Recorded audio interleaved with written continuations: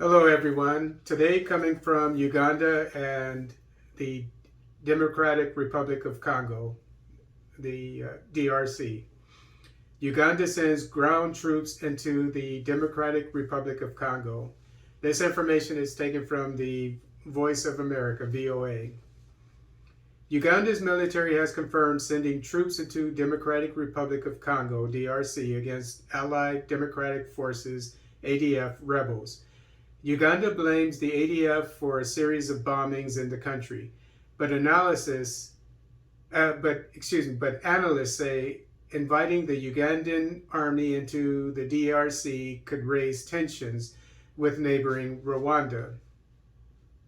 Uganda has sent ground forces into the Democratic Republic of Congo, in the ongoing armed operation against the Allied Democratic Forces rebel group.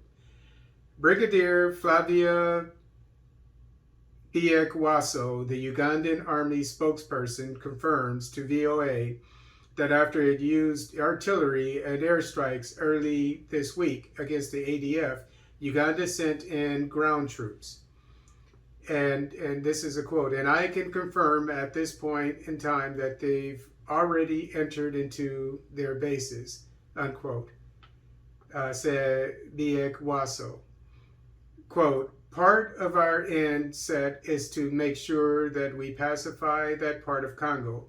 We make sure that we get rid of the terrorists that are there. So the attainment of this is going to determine for this operation how long it's going to take," unquote.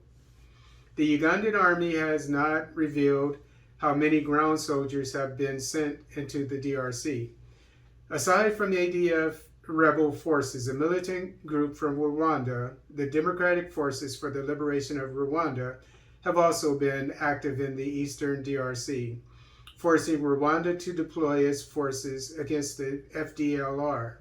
Analysts fear that may worsen the already shaken relation between Uganda and Rwanda, which are operating in the same region. Pierre Boisselet, coordinator of the Kivu Security Tracker, says while the deployment of the Ugandan army has caused mixed reaction, the military intervention may not solve the many root causes of the conflict, but more importantly, now uproot the ADF, which has been in the DRC for 2 decades. Quote, "They have to do with the failings of the Congolese state mostly, but also with the rivalry of the various neighboring countries of the DRC and their competition for influence over eastern DRC," unquote, said Bachelet, quote. "And so inviting them to operate directly in the DRC is also a significant risk," unquote. But Muyaya Patrick, the Congolese government spokesperson speaking to VOA, says the decision by President Felix Tshisekedi to let forces of neighboring countries operate in the DRC is to bring peace and economic development to its people. Quote, "I don't think there's going to be any difference on what we are doing now with Uganda, with the operations taking place along the border of the two countries," unquote, said Patrick. Quote, "What we are doing with Uganda, we put the same mechanism in place with Rwanda, and we did the same from Burundi.